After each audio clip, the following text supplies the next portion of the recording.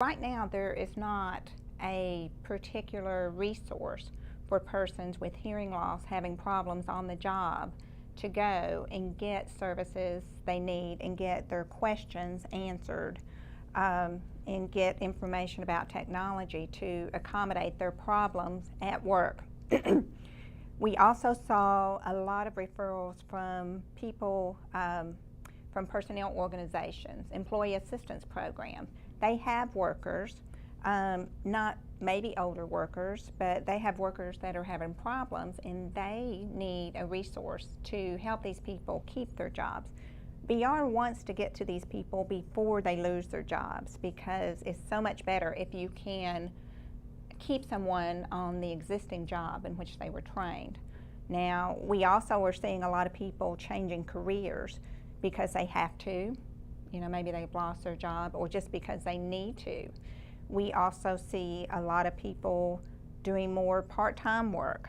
So, you know, there's just, it's not your typical 16 to 65 population, someone that's in a career for 30 years anymore. It's very different from what BR professionals maybe were used to before.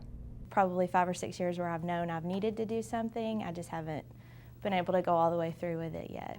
I think my family notices my hearing loss a lot more than I do. My mom and my husband have really encouraged me to keep pursuing it. In my current position now, teaching speech, it's a little bit more of an issue because I have to pretty clearly understand all of my students' words. Loud places are really difficult for me to differentiate between people's voices and the other noises that I hear and try to filter out what I'm hearing so that I can focus on what people are saying.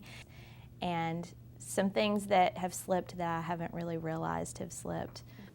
I don't think I realized how much energy I was expending trying to understand what people were saying, and that may not be completely necessary for me to expend that much energy all the time.